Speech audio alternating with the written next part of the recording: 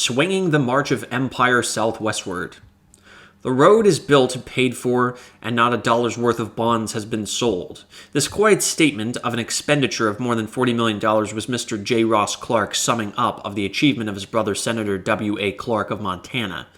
It means that two men, Mr. E.H. Harriman and Senator Clark, have built and paid for 778 miles of trunkline railroad from Salt Lake City to the Pacific Ocean, besides branch lines and all the stations, spurs, roundhouses, rolling stock, and other incidentals of a fully equipped railroad. It means that the northerly city of Butte, Montana is now nearer by rail to the southern city of Los Angeles, California, than it is to San Francisco, which is latitudinally between the two. The great significance of this fact will be explained further on. It means that perhaps the richest iron district in the world, in Utah, is being opened up, and that the region of the most valuable gold strike since 1849 is to have transportation facilities.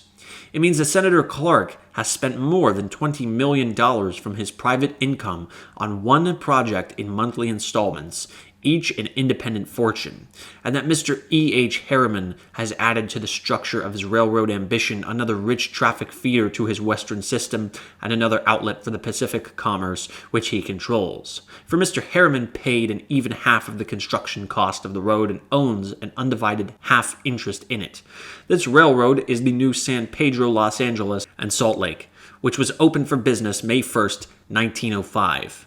It was inevitable that someday a railroad should be built from Salt Lake City to Los Angeles, but the present accomplishment is bound up in the realization of several picturesque ambitions and in numerous financial intrigues, of Collis P. Huntington's dream of autocratic railroad power in the West, of the ambition of Los Angeles to outgrow San Francisco as the great Pacific port, and of her other ambition to become the Queen City of the great Southwest, of Senator Clark's ambition to leave behind him a monument to his activity in the development of the West, and finally the vision of the successor to Mr. Huntington's dream of railroad autocracy, Mr. Harriman. The story begins with the entrance of Mr. R.C. Cairns of St. Louis into the field of interurban traffic around Los Angeles. By purchase and construction, he acquired about 18 miles of standard gauge road, which he called the Los Angeles, Pasadena, and Glendale.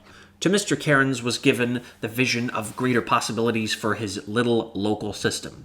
The government had spent $950,000 in improving one of the natural ports of Los Angeles, San Pedro Harbor, 22 miles south.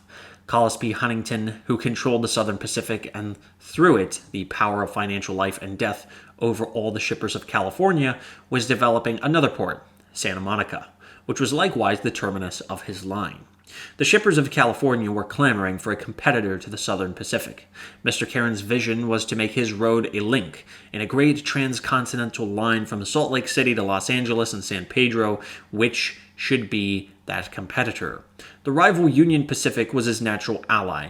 Accordingly, Mr. Cairns had an interview with S.H.H. Clark, with the result that the Union Pacific, built from Salt Lake City to Milford, Utah, made track embankments as far as Caliente, Nevada, and surveys to Glendale, while Mr. Cairns built on to San Pedro, where he acquired waterfront concessions. These operations were stopped by Mr. Huntington, who succeeded in holding up the work on the harbor until 1898, when Congress decided against him. By the time the conclusion of the struggle had cleared the way for the building of the new road, Mr. Harriman had secured control not only of the Union Pacific, but, after Mr. Huntington's death, of the Southern Pacific as well, and had inherited Mr. Huntington's ambition to dictate the railroad business of the West. Mr. Harriman did not intend to allow the new road to be built until, in the fullness of his own plans, he should choose to build it himself. But Senator W.A. Clark of Montana had now taken up the cause of the new road. Senator Clark had ambitions of his own, through fruitful opportunities in the early mining days of Montana, but more largely through his shrewd judgment in trade. He had grown from a tobacco dealer in a mining camp to be the owner of the enormously rich Anaconda copper properties around Butte, Montana. Later, he had bought the Verde mines in Arizona and had thus, through the ownership of the two greatest copper-producing properties in the world, become one of the controlling forces in the mineral development of the West and one of the heaviest Western shippers. He saw in the project of building the new road three great opportunities. First, with the building of the Panama Canal and the opening of the Orient to trade, San Pedro promised to become one of the vast shipping points for the country west of the Great Divide. All freights westward from Butte to San Pedro would have to go first to Salt Lake City and then to San Francisco and south to San Pedro, 1,463 miles. The proposed line, as surveyed from Salt Lake to San Pedro, was practically 800 miles. The control of this shorter route might sometime mean much to the copper mines of Montana. Second, the southwestern part of Utah, through which the line would run, is one of the richest undeveloped mineral regions in the world. Senator Clark saw that the building of the road would cause the development of this region, and that this development in return would supply a rich freight traffic to help maintain the railroad.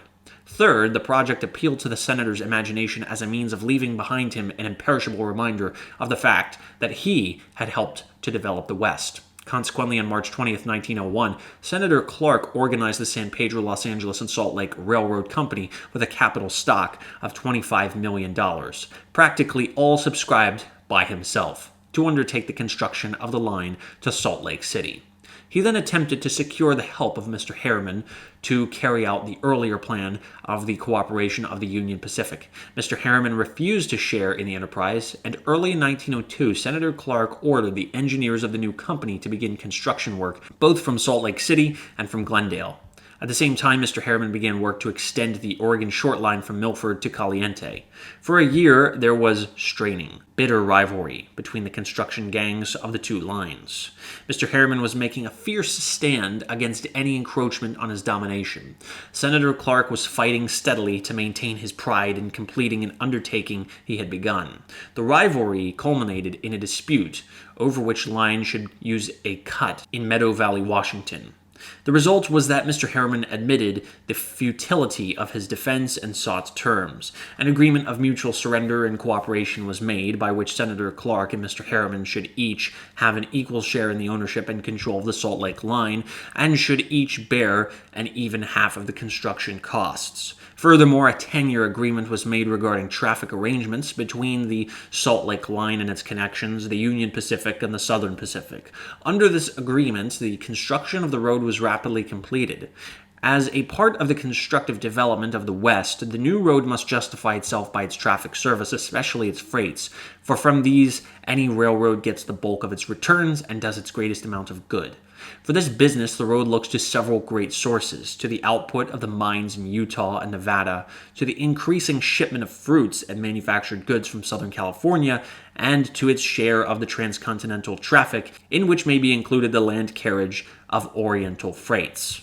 For years, it has been known by mining men that Iron County, Utah, is one of the richest iron belts in the world. Practically all of one range of mountains in the county has shown unusually valuable mineral deposits. The Colorado Fuel and Iron Company, in anticipation of a day when a railroad should be built through this territory, has thought it worthwhile gradually to acquire the ownership of vast holdings in the best parts of the county.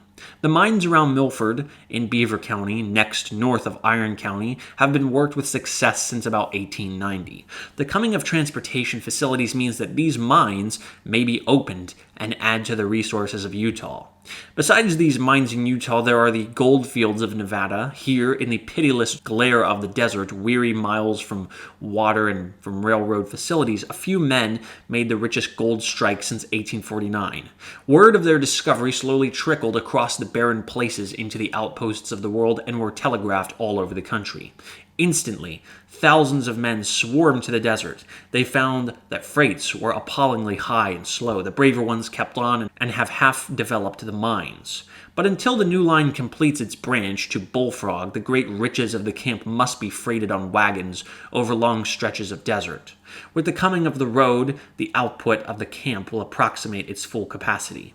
The second source of freight is Southern California. At present, perhaps the greatest shipments are fresh fruits, especially oranges and lemons. The market for these fruits is east of the Rocky Mountains, and as they are perishable goods, speed in transportation is of vital importance to the shippers. Because of its shorter line, the Salt Lake Road has reduced the running time of the Fruit Express trains by about 24 hours, and thus makes a strong bid for this class of freight.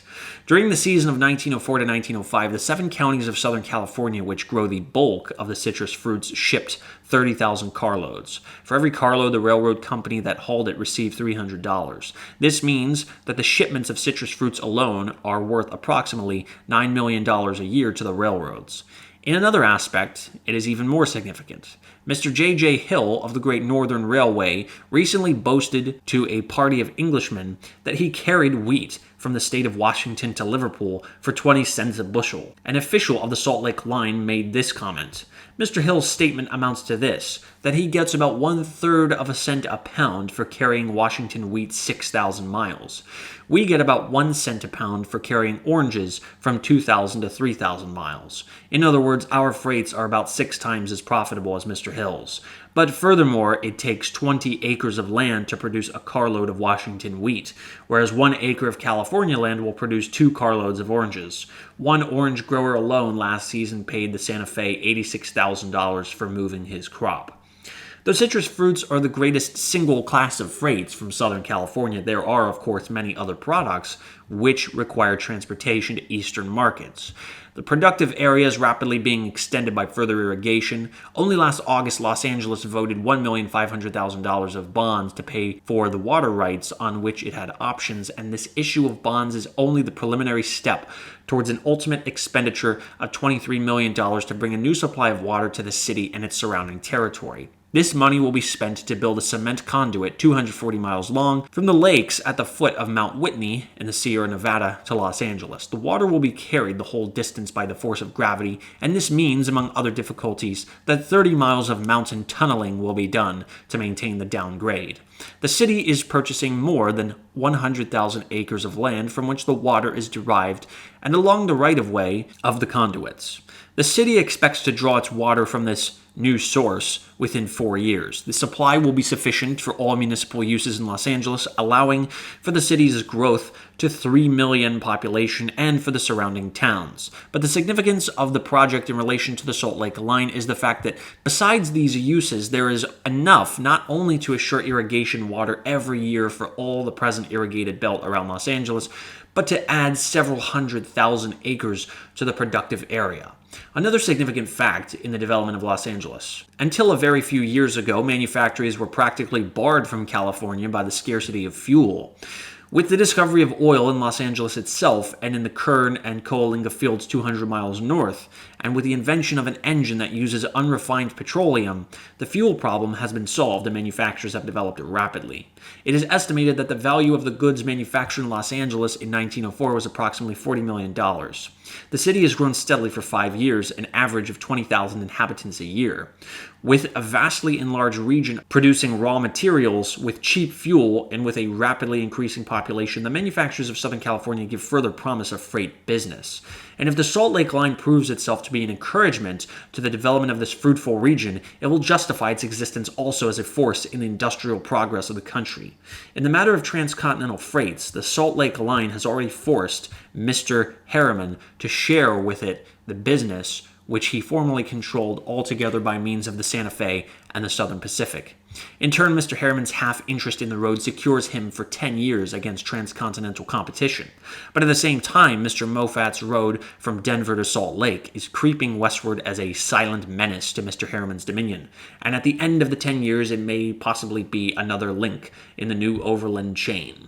However, that may someday be another story. The Oriental trade is another element in which the Salt Lake may serve the West. Until the canal is cut and until this trade has been more largely developed, the extent to which this traffic may affect the road's profits is uncertain. But everything possible is being done to make full use of whatever advantage time may prove a western terminus at the port of Los Angeles to have.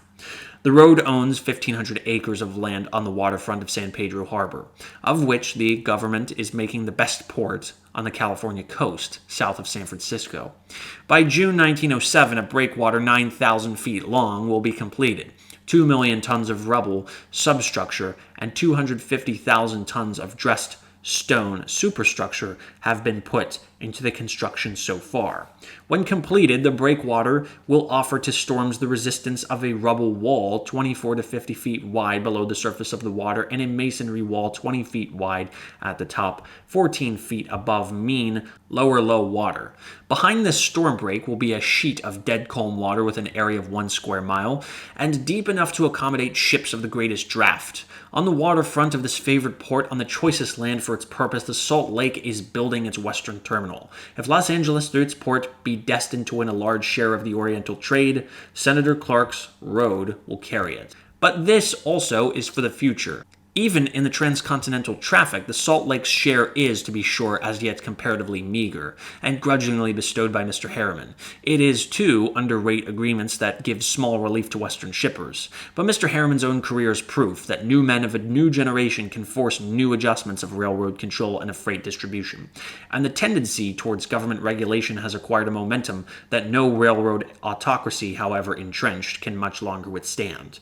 But of greatest importance is the proof of all railroad experience that where a railroad has been built, it ultimately under some management works a lasting benefit to its tributary territory. And no less can be expected as the ultimate effect of this latest pioneer in Western transportation.